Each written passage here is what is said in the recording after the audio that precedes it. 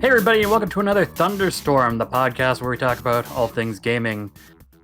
This week we're talking about retro game collecting in general, the upsides, the downsides, some of our history with it, as well as some of the less desirable things that a lot of people tend to forget about.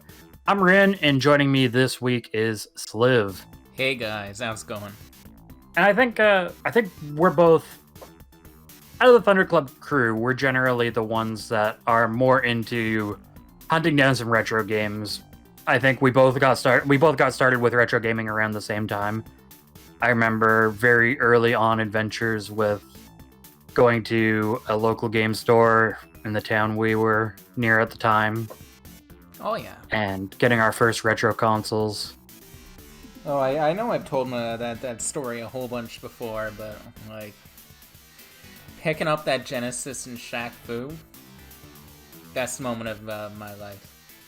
Yeah, I peaked in 2010 when I bought Shaq Fu. Prove me wrong. For me, one of the first retro console purchases that I made on my own was also a Sega Genesis. I think at the time and even now, it's such a great launch pad for someone that's like, if you're getting into collecting and you're thinking to yourself, man, where do I start? I just want to play some retro games. I think the Genesis is to this day a very good place to just really sink your teeth into a whole bunch of different kinds of games. There's a really varied library, and I just really I love that stupid thing. I have like 6 right now for some reason. I just keep ending up with them. Oh, who wouldn't want 6 Sega Genesises? I have some reasoning behind most of them, but I also just have a stack of 3 in a box in my closet that I'm like, yeah, I'll probably like pass these on to someone at some point, but I don't know what to do with them. Not only do you have multiple Genesis, you have multiple Sega CD, because you're a masochist. No, I have one. I have one Sega CD. I thought you had multiple. I thought you had one for Model 1, mod for Model 2.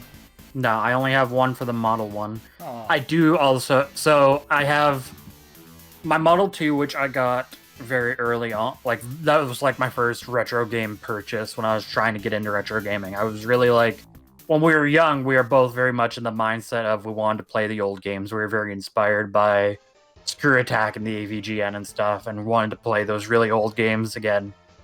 In my case, I started off with an NES. Like, even though I'm a little bit younger than that generation of console, that was what I started with, and I always kind of had a fascination with older games, and that just was accelerated by these videos and stuff. Well, it's because older games at that point in time were becoming very accessible, right? With the advent of emulation that worked properly. Right? Oh yeah, we had emulation starting out. We had the Virtual Console where you get games for like $5. But we also wanted to play on the original hardware too, and we got really into it. But I have the first Genesis. I have the Model 1 that I actually purchased complete in box. Oh yeah, I completely forgot you had a Model 1 complete in box. Yeah, I love that thing. It's sitting on my shelf right now, and it is one of my one of the buys that I'm very proud of. I have a complete in box Genesis You Model look 1. over at it, it's like, yeah, that's my Model 1. It's complete perfection. That's one of the coolest things about collecting is I can go, yeah, I have this. That's kind of awesome. Yeah. Like, I remember that when I started collecting for Super Nintendo, it was really hard for me to find a copy of Donkey Kong Country. So what I did is I picked up a copy of Super Donkey Kong, which is the Super Famicom version of Donkey Kong Country. Exactly the same game. There you go, just at a lower price. And by happenstance, I managed to get a copy of Donkey Kong Country on NTSC, and then another copy of Donkey Kong Country, complete in box. Thank you for that again, Rin. It's kind of, it is kind of wild, like, when you get into collecting and you know other collectors, you just end up with stuff. And it's kind of like humble brag, like, oh man, I can get all the copies of No One Can Stop Mr. Domino that I want. on demand if I just ask, and I can get every copy of NHL 06 if I've ever not wanted if I don't ask. You're not good at game collecting unless you can make a coffee table out of sports games. Look, man, It's bound to happen. If you just want quantity, just go to your local game store and be like, I want one of each sports game that isn't rare. And they will gladly give it to you. For a price. Normally $1. Oh, less. I remember at one point, one of my proudest buys was a football game I bought for 4 cents. 4 cents? On Xbox. Yeah, I had a 4-cent game because they just couldn't get rid of it. It was just sitting around. It was like an EB Games was trying to get rid of it, and I guess it just was staying on the shelf, and they just kept slapping their sticker on it every time I went in. And eventually I bought it for 4 cents. Well, did you get your 4 cents of enjoyment out of it? I got about 4 seconds out of laughter afterwards, so I think it all worked out in the end. Oh, no. I never played the game, but it was kind of enjoyable. I was really bad about that at a point, you know. I would just pick up games for the sake of picking up games, and that's the worst way to go about it. Do not.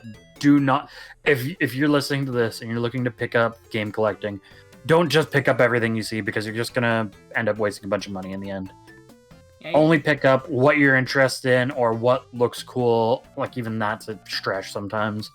Or what you feel like you're going to enjoy. Don't just be like, oh yeah, I want to buy video game, and I'm just gonna buy all video game. Video game number get bigger. I like it when video game number get bigger, but I also like it when enjoyment level get bigger, and, you know, that's the important part, is that you enjoy what you're doing. Yeah. And, like, it's kind of funny in a way. A lot of the time, for me, the hunt became more enjoyable than some of the games themselves that I got. I have some games that are considered very rare that I'm not a huge fan of, but the thrill of finding them and ending up with them by happenstance in a lot of cases, because obviously I wouldn't go specifically looking for a game I wasn't particularly interested in. And other times I end up surprised, but yeah, of course. Like, the thrill of that hunt and finding something new and finding something rare, oh my god, like that rush when you go, oh my god, I'm at a thrift store and I just found $400 worth of games for $3. It's an amazing feeling. Like, the chase can be easily just as... The journey is its own reward in a way. Exactly. That's what I was trying to get at there. But I remember there was a while I got, like, unhealthy levels into it, where on the like, I would work during the week, and then on the weekends, on Saturday morning, I would get up about 6 a.m., I would go do the circuit for the garage sales, like, as they were, like, just after they set up. I wasn't one of those guys. There were these people, this is a bit of a tangent. There were these people, and they would, if you put video games in your ads for a garage sale, and I don't know how it is now, but back then, if you had video games in an ad for a garage sale, you'd have people showing up at your door, like, days in advance. I want your video games. Do you have anything else? Do you have any NES, SNES? Any Nintendo stuff? I want to buy it all right now. I can only imagine. It caused a lot of problems. I can only imagine, given the current state of the world bar, you know, what should not be named, that it's gotten worse. Everything has been scalp-filleted to oblivion, and I'm going to imagine, especially as we come out of this, that it is going to be the worst it's ever been. Oh yeah, I think right now things are heavily overinflated.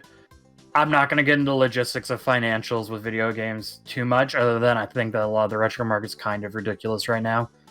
I think there are exceptions to that rule, luckily, but if you're looking to get into collecting right now, good luck, because there's a reason I fell off it. Because even before the end times, like, I'm talking 2014, 2015 even, it was starting to get bad. And then by 2016, 2017, like, everything was skyrocketing. Everything was getting to a point where I was like, why? Like, some stuff is evened out, like, which is nice. Like, you gotten the people who really wanted to collect for NES and SNES, Genesis, that general era. is coming closer to its end of life for game collecting. Of course, there's going to be a lot of people that still want to collect for that, as more and more content creators create content based around it, right? That's how we got into this kind of thing. Yeah. Is through content creators we enjoy. It inspires us to do something on our own. Now, generally, the content creators nowadays are looking more at the N64, the PlayStation 2 era of video gaming. So that kind of stuff is starting to go up, if not to exorbitant levels. Like, look at Pokemon Platinum, for example. That went up, 300% over the past year and a half? Oh, it's insanity right now. That's because there's the remake coming out and everything, and the kind of push and, the interest is so high right now, it's caused this ridiculous overinflation. It should never be that way, where a mass-produced game that sold millions upon millions of copies is now a $300-$400 game. It's artificial scarcity in that regard, and it is something that'll balance out eventually. I think with the, especially the older eras now, it's going to start balancing out. It just has to a point, and I think for the casual collector, where you want to experience what the NES was like, and you want to play Super Mario Brothers or whatever, ignoring that there are probably better ways to get that experience. Because I'm gonna be real, for a lot of people, you know what, a modded Wii honestly might be better for you. For a lot of people. But for those who want to experience it on the original hardware, for those who want to experience that game the way it was designed, the way it was created, yeah, it's going to get a whole lot easier to experience the really common stuff, the stuff that a lot of people would have played. It's going to, however, the stuff that's really hard to find is just going to get harder to find as more and more people. Yeah, as more and more people have that push to want to go for. You have those people that are like, oh man, I need a full set and I need one in box, one loose, one with the manual. When you have that going on, that's obviously going to create issues with supply for some games. Oh, of course. It's always going to happen with games to an extent. For NES stuff, like you were saying, for example, stuff that was already really scarce, like Flintstones or Little Samson or Bubble Bath Babes, those are only going to go up in price as time goes on because those were already really, really rare games. Back when I started getting into game collecting, for example, Mega Man 2 was like a $30, $40 game. I picked it up last year for $17. And that's it's going average now, is $17 for an original cart. It's starting to go down, but it's still a bit pricey, right? Yeah, and in that case, and with the case with other games, is if you're just looking to play the games, it doesn't make sense to get a, at this point, quite aged piece of hardware. And a North American NES, which is where we are, in case you can't tell from our, thick British accents. Oh, you can't tell my thick Portuguese accent from here. And the original NES we have is the toaster, and it toasts itself eventually. There are so many things that can go wrong with an NES. I have multiple that are in various states of disrepair because you have to take it apart and you have to replace the 10 NES chip and hope to God that 72-pin connector, something is going to go eventually. It's going to be your 10 NES, a capacitor, your 72-pin connector. Something's going to break. Something's... no matter how hard they did and how well the console is built, eventually something will happen. My Game Gear, for example, all the caps leaked. It's toast. It's done. I'll try my hardest to fix it, but it's cooked. It's finished. And that's one of the things that a lot of people don't like. When you see someone's game room, they generally don't say, oh man, here's the issues with having... Well, with the exception of the NES, I think. Everyone likes bullying the toaster NES and being like, oh yeah, just get a top loader because it doesn't display as good quality, but it's more durable. But you don't hear people say oh yeah, I have a ColecoVision, for example. I have to recap it. Oh yeah, I know for a fact that I'm going to have to recap it at some point because those caps are so old now that I am risking it constantly by not doing it. I am taking a chance that those CAF could start leaking at any point. The original Xbox is bad for it. The original Xbox in general is bad for failure. People don't talk about that. People don't talk that the disk drives generally need to have the belts replaced, or Luckily there's enough, some that's an drives easy that are enough really bad. fix. Yeah, but people don't talk about that kind of stuff.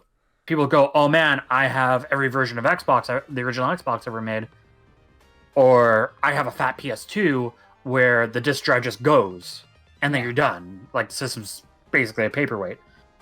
Hell, my slim PS2 is basically a paperweight. You have to fiddle with it for a while for it to start reading discs.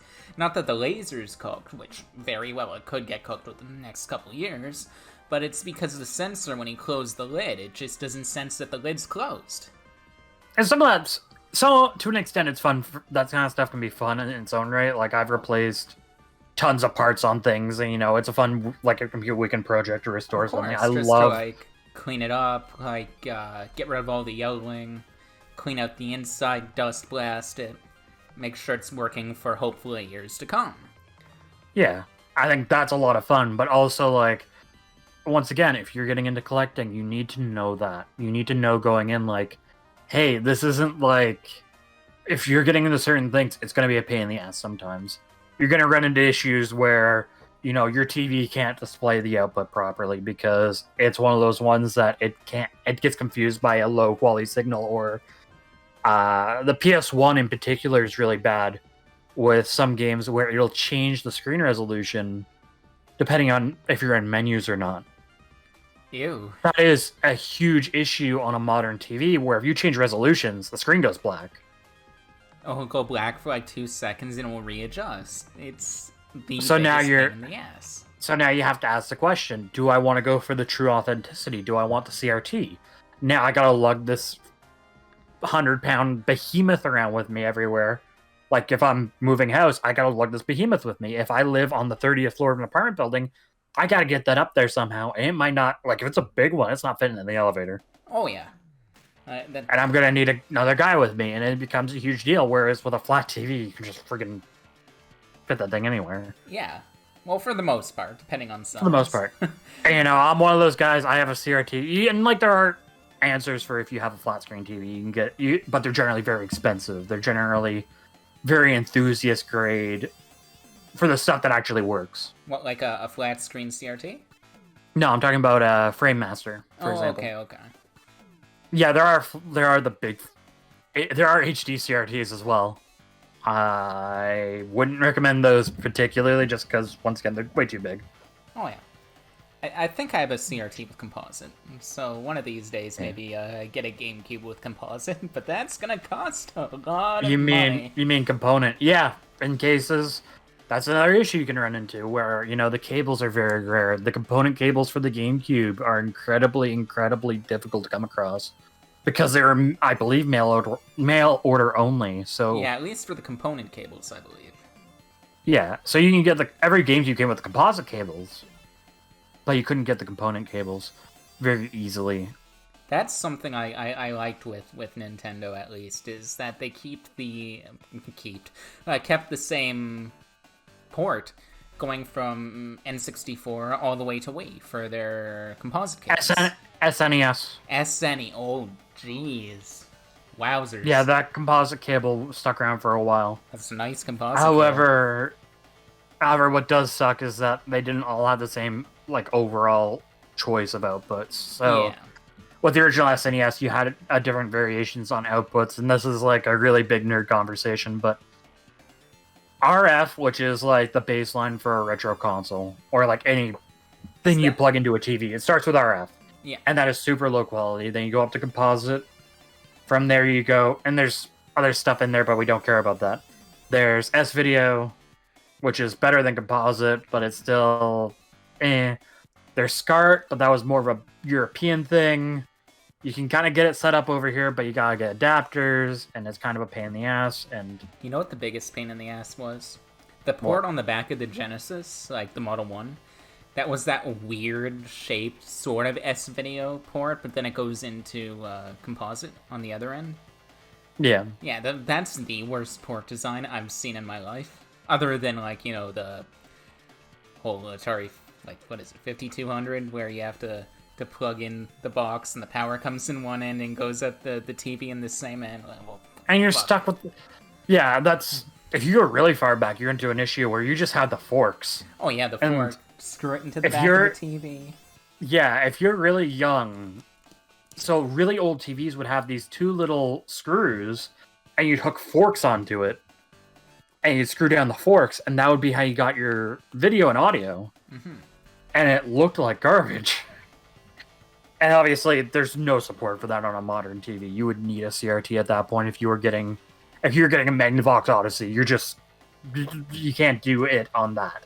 No, like you can't use it on your 4K TV, sadly. Oh well, yeah, you'll do your best. I have this this weird adapter, and it's like now, hear me out here. You plug the forks onto the back of this adapter, which goes into coaxial. And then you can plug the coaxial into the back of the TV, if it's compatible. Otherwise, you have to plug it into another adapter to make it into composite, which hopefully your TV still has. It might not. Then you have to convert that into HDMI, and then you're perfect. But you want it in 4K, so now you're going to convert that to DisplayPort. Oh, there you go. See? You gotta think about these things. What was I thinking? Clearly got ahead of myself. If you're not playing Pong in 4K, you're not playing Pong right. What are you even doing with your life at that point? I know, like, come on, man. Yeah, I think it's kind of like, it sucks to be a little bit of a negative Nelly and put it right on anyone's parade that's looking to get into retro collecting, but you have to know that stuff.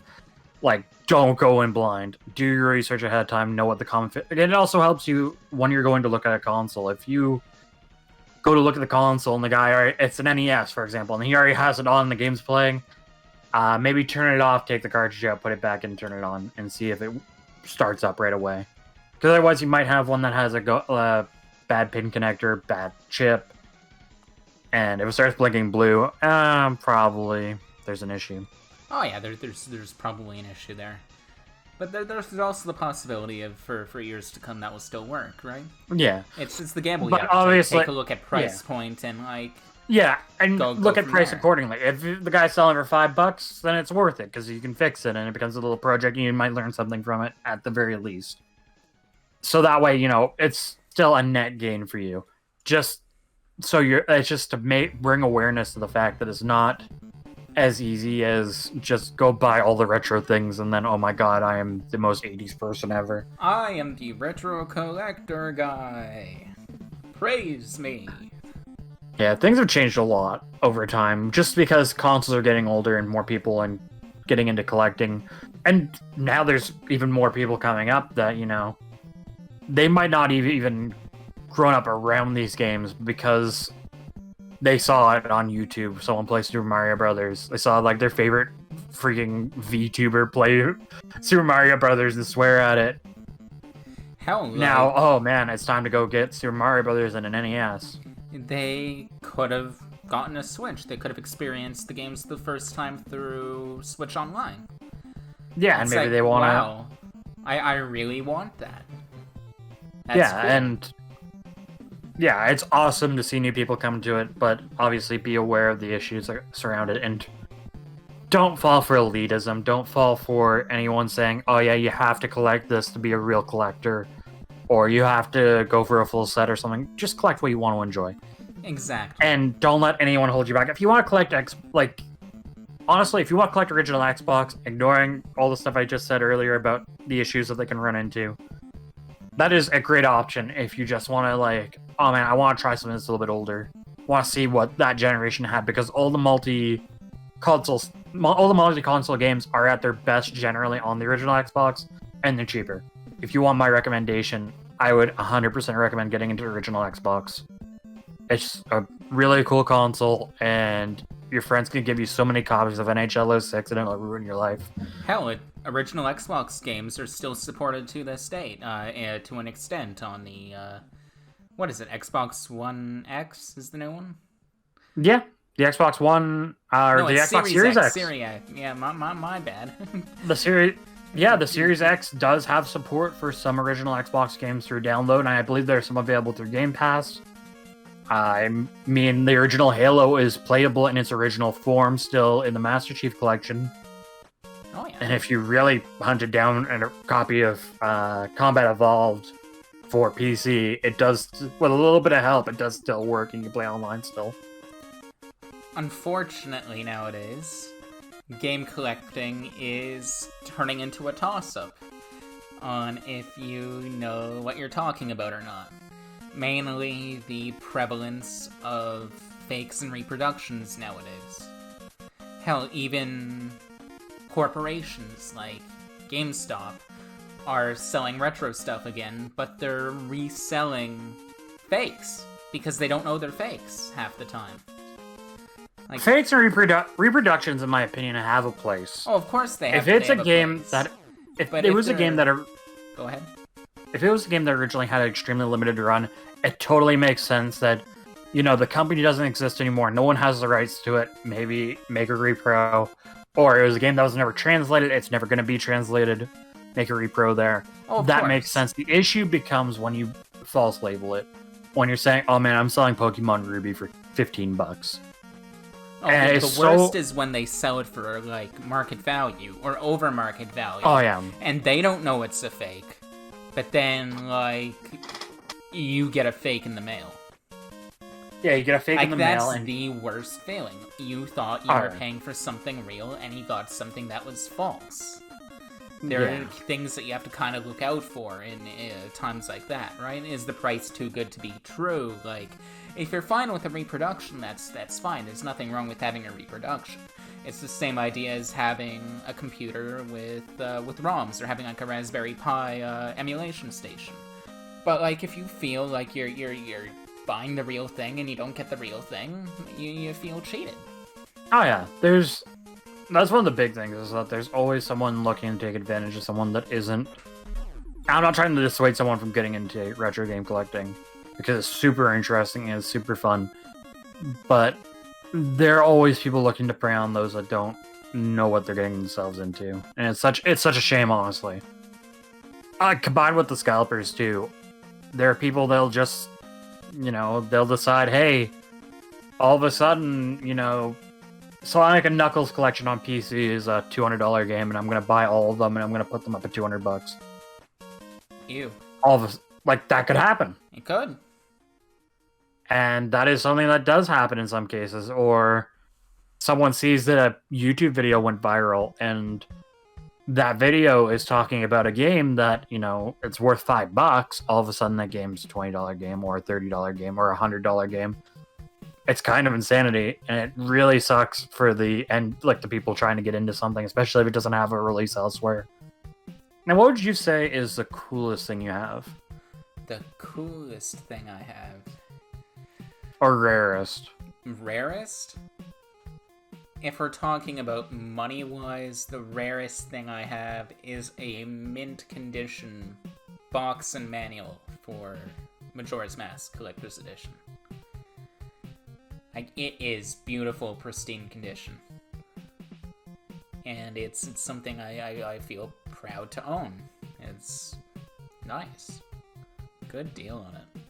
Like, I think the box and manual alone is like $200 nowadays. It is amazing how much a piece of cardboard will raise the value of a game, because once you have it complete, it's just... wow. You know what I never understood? Like, I know Genesis had some of their stuff in plastic cases and some of their stuff in boxes. Mm-hmm. But how and why people would throw away their plastic Genesis boxes? It's the same concept as throwing away your clamshells for your VHSs. Why would you do that? Yeah, it's really dumb. I guess in some cases the Genesis games did have cases, like big cases you put multiple in. Yeah. And it'd kind of be like... the best equivalent would be like DVDs.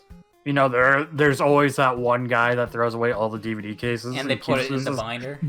Just this giant binder that takes up like a freaking, like, it's just like takes up your entire coffee table. Yeah, the only thing, like, that's really good in theory. You could get rid of all your cases, you have a lot more space. But then you lose that binder, you lose all of your movies. You lose a case for, like, The Phantom Menace, you've only lost The Phantom Menace. You have all of your other movies still. And for the love of God, don't do it with your games. Yeah, don't do that with your games. It's a bad idea. If we had a friend that did that, worst mistake of his life, probably, maybe. Probably. Yeah, probably. So what's the rarest thing you own, Rin? I've been thinking about it since I cornered myself into being asked that question. I own a couple pretty rare things. In terms of gaming, one of my more rare games is I have Jojo's Bizarre Adventure Heritage to the Future on Dreamcast. Oh, nice. I got it just before the series started to go kind of thermonuclear with popularity. Like, people were talking about it, but it wasn't to the point. It was just that giant meme, and everyone was, This was probably in, 2014, 2015 era? So before, probably, Part 4 came out, over here. Probably 2016. 2016, okay. Yeah. So it'd be around I'm guessing when Part 4 was airing? Yeah, that I can't remember the exact timeline. 2016 was probably when Part 4 was airing.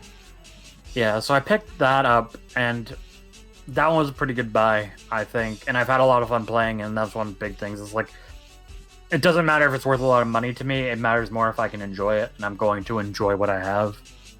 Hey, aren't you that guy that picked up, Lunar 2 in box for, $1? I do have... Yeah, I have Lunar 2. I bought... Most of them are gone now. I've sold most of them on to someone else now. Oh, really? But I didn't know that. I got Lunar 2, Suikoden 2,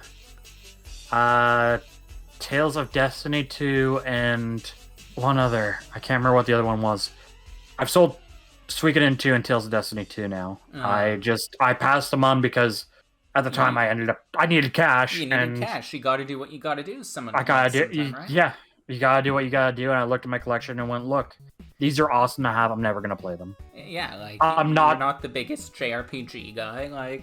Someone who enjoys JRPGs and someone who also enjoys collecting could probably get more use out of them.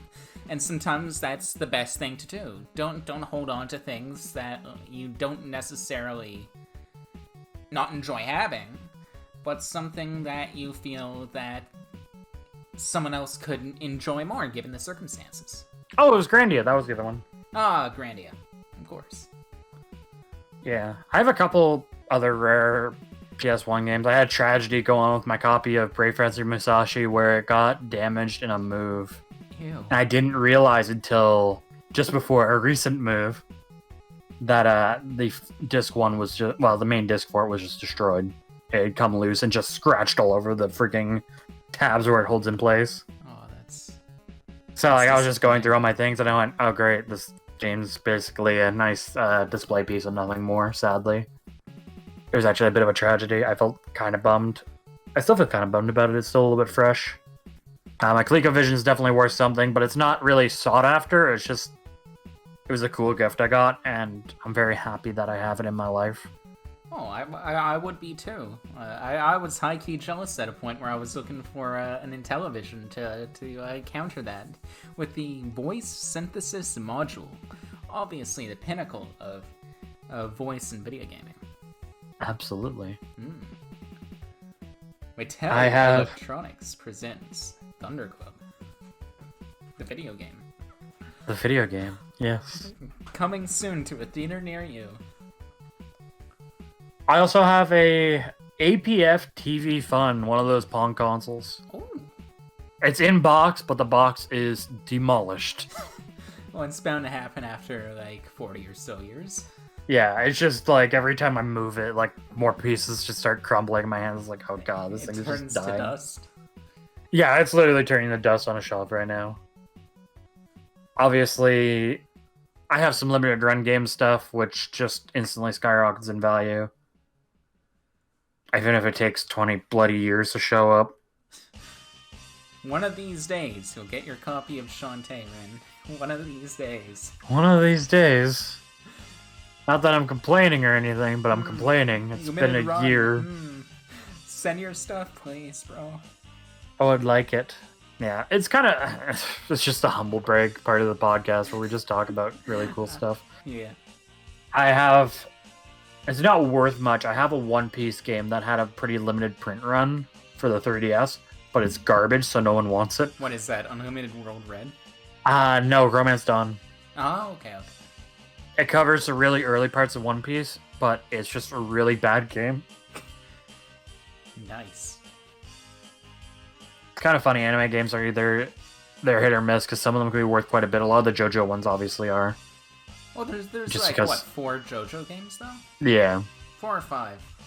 But then you have, like, a couple of the One Piece games. A lot of the One Piece and Dragon Ball games are worth nothing. I believe Grand Adventure, which is the first One Piece game, is worth a significant amount on GameCube. Oh, that's changed. It used to be not worth much. I guess things fluctuate so much that it's hard to tell. Things can change by the day. One day a game will be like $20, next it'll be $50, because, you know, the price is set by the person who buys at the highest price. Yeah, I mean, there are games that used to be...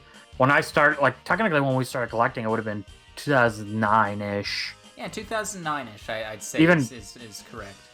Even to an extent a little bit before that. And, like, back then, a game like Shantae was $20. Yeah. Like, If I had bought, like, 5 copies of Shantae, I would be a rich man right now. Well, I'll be substantially well off compared to where I'm at right now. I'd have a little bit more money if I sold them. Yeah, I think we definitely got started somewhere in the middle of 2009. Because I recall buying my Genesis shortly after the Moonwalker episode of AVGN came out. And that was like January of 2009, before Michael Jackson died. And then that game's price kind of went all the way up when he died. Remember a friend of ours bought Moonwalker at a convention and got hosed on it. Just one of those things. If you're buying video games, unless they're imports, I would not recommend buying at a convention because they're generally rip-offs. Like, sometimes it's a good idea. Let's say, like, your LGS is down at the convention. Generally, it will be the same price as if you went into store and bought it. But always do your research. Like, open up your phone, check price listing. Price charting. That's your best bet to see in and around the neighborhood of what it's selling for. And always ask the important question: if I had the money, if someone offered me the money or the game, which would I take? Yeah. Because that determines how much it's worth to you. And obviously, like, I have to say I haven't gotten deals at conventions before. It's just a lot of times, especially if you have a big group that comes in, they got, like, the freaking, like, 5 tables, and, like, the sides are with stands and stuff, and all this crap. Generally speaking, that's a bad sign. Yeah, if it's, like, an independent guy, generally it's a really bad sign. Like, if it's a company you trust, like, go for it. As long as it's within your price range and reasonable, and you ask yourself the important question. Is it worth it? Yeah. Is this going to make me happy? Also, like, if you're interested in retro game collecting, honestly, the best resource you have beyond, like, online, because sometimes you just need to talk to someone in person or, like, see something in person. Go to your local game store. I cannot recommend it enough, because, especially if you build a relationship with the local game store, they can help you find things. It might take a while, but you'll get a call one day and, oh yeah, we found a Sega Saturn and it has your name on it if you want it. After going to the same LGS for over a decade and seeing the same people there and talking to them, like, it will completely change the way you collect games. Even if, like, you don't, like, every time you go in, purchase a whole bunch of games, or even purchase a game at all, you're just browsing. Form a relationship with whoever's working at your LGS. It's gonna go a long way. Even if it's just, it helps, making a friend, guy, yeah. And making a friend and just having someone locally you can go to and be like, hey, this is what I'm looking for. Have you had anything like that in? And sometimes they might not be willing to talk about the other ones. They might be like, yeah, we had one in a couple weeks ago. We see a couple every year, or we see a couple a month, or we see one come in a week for some reason because Super Mario Brothers, for some reason, can't find a copy. It's like, oh shit, you got Double Dash. Can I get that? I'm just like, oh no, sorry. Someone already has that on hold, right? Because with these LGSs, you can form a relation with them. You, Like, yeah, say, you hey, can go. like, can you hold this for me? Like, if a copy comes in, they'll put you on the list for that kind of thing, and like they'll, Yeah. And there's other perks, and honestly, just being nice to the store clerks in general is always a good idea. Yeah. And like, go to the local game store, you're just inevitably gonna talk about video games with them, unless for some reason you're collecting video games and hate video games, which is a very masochistic hobby, and I feel really bad for you. Just get talking with them, and you'll open up new doors. You might learn about some good games that you hadn't thought of before. Yeah, I remember we're having some conversations about some really interesting games that, I've never even heard of in some cases. In some cases, they get the limited run games at our local game store. Well, when we visit the old local game store, because we still go there sometimes. Still gotta show up, short faces, support. Yeah, exactly. You never forget your first local game store. In 2009, I picked up my Genesis, and I'm still going there today, despite the word bitch being written on my Sega Genesis. Oh, sorry, scratched into my Sega Genesis. Never getting rid of that bitch. With enough Mr. Clean Magic erasers and dreams, you might be able to get it. Oh yeah, but I'll get rid of half the console along with it.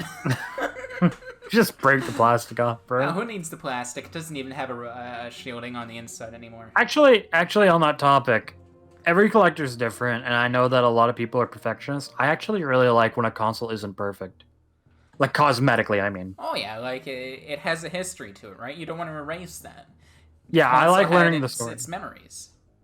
Yeah, I like learning the story of what I have, and I like being able to piece together something when I purchase it. Now, Like, if I'm cleaning a game cartridge, for example, I'll generally leave the stickers on there and stuff, just because, it tells its story. yeah. Like, And also, most of the stuff time, you don't want to destroy I it. picked up online from, like, Lucky Games, and it has the sticker on the back in the top left corner. And, yeah, I don't remove them. Like, yeah, I'm cosmetically better, but I'm not going to notice it when they're on the shelf. You don't see that sticker. Yeah. It shows And, where it came from. Even then, it kind of like, you could tell a story with it now. And stories are, at the end of the day, one of the best parts of collecting. You have stories to tell. Now, a cosmetic story that I have to share. I picked up a copy of Zelda 2 for NES years ago. From a convention, ironically enough. Whoops. And it turns out that copy of Zelda 2 came from a hospital. And it has the word surgical unit written on the back and on the front, like right down the side, not on the label, thankfully. But like it shows its history. It was in a hospital. I'm assuming it was a children's hospital, considering, they don't really put video game consoles in adult hospitals. And I can imagine that how many children played that? Like, forgot about their illness for a second and sat down and played a game. Yeah. Actually, I have a hospital or gaming related story as well, and a friendly reminder to clean your games when you buy them secondhand. Yeah, that's a good Make idea. sure you do that. Make sure you do that pretty quickly. Like, if you don't know where a game's, especially these days, but like, if you don't know where a game's coming from, don't, just start blowing in it right away, or else you'll end up like me, where you're trying to get an NES working and you're testing with a copy of Dr. Mario that ironically came from a hospital in the US. I'd had it for probably about 6 or 7 years by that point. Like, I'd had it for a long time. And you hadn't tested it after 7 years. No, I tested it and it worked just fine. The issue was the console. Oh god, I was with you that night. You were with me that night. And I was just like, well, I've never cleaned this before. Like, I was thinking like, oh, well, this other game works. Why isn't Dr. Mario working now? And I'm like, okay, I'm going to clean it. And I was having issues with it still. And I ended up just going, screw it, I'm just going to open it up and see if there's something wrong. And I open it up. It's full of blood, like dried blood. There's blood in the cartridge. There's blood in the box. Like, there was just like, I don't know how it got in there. It was just very blatantly dried blood had just gotten into this cartridge somehow. And it was just like all over the back of it, and I'm like, I've been blowing into this cartridge for 20 minutes. Why is there blood inside Dr. Mario? Why This is there not so much very cash money. Why is there so much blood inside my hospital copy of Dr. Mario? Yeah, clean your games. Clean your games when you get them. You know, clean them once in a while so that way I don't get a whole bunch of dust on them, because that's just good practice. You know what, that copy of Dr. Mario, it sounds an awful lot like the start of a creepypasta. Yeah. Had the creepypasta Dr. Mario. It's a weird thing, too. It has, like... It has the information, like... The, the abbreviation of the hospital, like, engraved into it. And, like... I guess, like, it was on a ring that was, like... Or, like, a string that you could put into the system. Yeah. Because there's a hole punched in it. Like, in the top, like, where the little divot is? Where the little divot is, there's, like, a hole punched in it. So I guess it must have been on a string or something. But yeah, definitely can take cosmetic issues. Not a big fan of the blood, however. Not a good idea to put blood inside your NES. Yeah, generally not. But yeah, I don't mind if a label's torn or something, because it's just... At the end of the day, if the game still works and, you know, it's not, like, egregious. Yeah. Like, it's not like someone replaced the label with, like, I don't know, a guy kicking a puppy. Someone didn't. Yeah, I know, right? I'm trying to think of, like, a bad thing that is also kind of safe for YouTube. A gun. Just a gun. It's just a picture of a gun, and it's, like, Mario Brothers 2. No, I was gonna say, like, Yoshi's Story or something. It's just a picture of a gun on the cartridge for some reason. Just confusing. At that point, maybe I would be like, okay, maybe I should get some kind of label for this. Otherwise, I don't really care. Like, if your label is, like, destroyed beyond belief, like, you can't tell what game it is, like, there's all kinds of services online where you can get a label made for it. Yeah. Replacement labels are a big business nowadays. Really, yeah, replacement labels are a bit of a big business. I will say, like, unless your label is falling apart, though, maybe... Just like, I can't judge someone... Its history. Yeah, I can't judge someone for... Like, I can't, like, judge you for changing it, but... You know, like, if you have a perfectly fine label that just, like, the glue's coming up, maybe don't rip it off and tear it up and then replace it with something else. Yeah. That would just be a little bit silly. Do your best to maintain what you have. Preserve it how it be originally. Yeah, unless, like, there's no label anymore. And it just has, like, Zelda written on it. And it's very obviously not Zelda. It's, like, Mega NBA Man. Jam. NBA Jam. And it's full of jam. And it's full of jam and blood. And blood. Can't tell the difference. It's just all merged together. Yeah, it's kind of crazy to see how much retro game collecting has changed. Or game collecting in general. Even, like, newer stuff as... Well, the best example is Amiibo. How wild it is collecting those compared to, like, if you were collecting Skylanders back in the day. I thought Skylanders were an expensive collecting nightmare. And it didn't have Amiibo. Oh, store exclusivity, region exclusivity, like... I lined up for a bunch of them. Like, I was out in front of the Toys R Us waiting. Go to Toys R Us, get your Lucario. Go to EB Games, pick up your Jigglypuff. Go to Target. Target was Jigglypuff. No, it was... EB Games was Jigglypuff. Target was Rosaluma. And I picked up my Rosaluma right when Target was closing down in Canada. Yeah. I actually picked up a second Pikachu amiibo from Target when it was shutting down because they were like $4. Yeah. I gave him like the little like wizard hat. Yeah. Like the party hat from Smash Bros. Like I just made it out of modeling clay. Nice. I saw him kicking around somewhere. I don't know where he's gone though. And he used to be on like a little shelf with the other one, but I don't know where I put him. Nintendo really overestimated amiibos, and I know we're going on a small tangent here, but they overestimated the popularity of Animal Crossing meets Mario Party, the bad version, and overprinted amiibos beyond belief. Thinking that like collectors were just gonna buy anything because it had the amiibo brand on it. Yeah. Well, and here we are. They've seen how popular amiibos were, right? And they're like, oh, Years? everyone's buying them. And then Animal Crossing failed, and then they went back to pre-production. I will say this. those Animal Crossing amiibo are starting to go up in value. Really? They were like 20 cents at the end of it. Because the new Animal Crossing has amiibo functionality. Yes.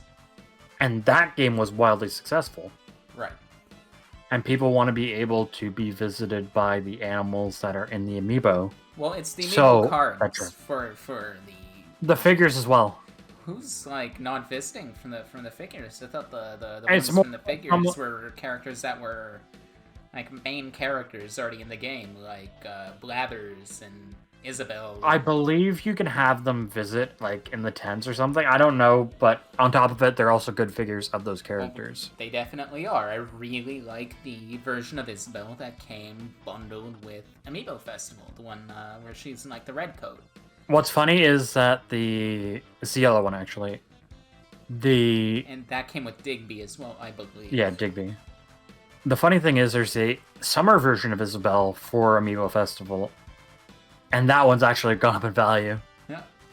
I was gonna get one before they started going up, and I just never did. And then I ended up getting the Smash one. I'm like, I don't need 3 freaking Isabelle amiibos. Everyone needs 3 Isabelle amiibos. What are you talking about? Like, man, I don't need 3. Where's I kind of gave up being I gave up being perfectionist on amiibo collecting a long time ago. Just took way too much money.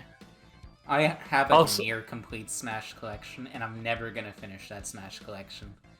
For 3 reasons. Advent Children Cloud in both Corins. That's like 600 worth of amiibo right there, right now. The most important rule of game collecting, no matter what, anything else I've said, if you take one thing, stay within your means. Yeah, stay within your price range. Don't put yourself in the hole just to say you have like Zelda Collector's Edition in box. It's not worth it. Having food in your belly and a house over your a roof over your head is ultimately more important.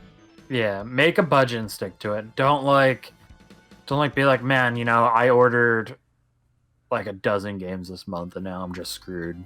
Like, yeah. I don't know where I'm getting rent, because I've seen it happen where it's like I bought all these games, or in some cases it's resellers, but like in other cases it's like, oh man, you know, I have a problem.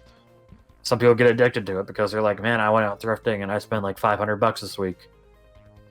I go, oh my god. I just spent $1,000 on video games today, and now I have to eat instant ramen for the next 2 months. Hey, for some people they can make that work, but honestly, yeah. Like, it's not ideal. Like, not ideal. Live within your means. Collect within your means. And you know what? There is something. Long as what you're doing is making you happy, and you're willing to live with the sacrifices or consequences of the collecting, then by all means do it. As long as you're happy, that's what matters. Yeah, I mean, as long as you're having fun, and there is room to collect at any budget. There is room to get into retro gaming at any budget. If you're just looking to play retro games, you can get into it for free technically, but I didn't tell you that.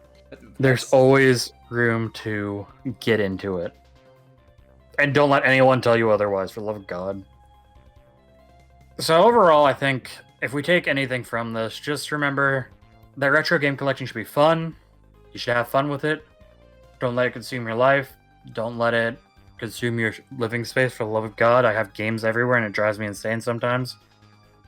And that's the weirdest humble brag I've ever made. And just have fun.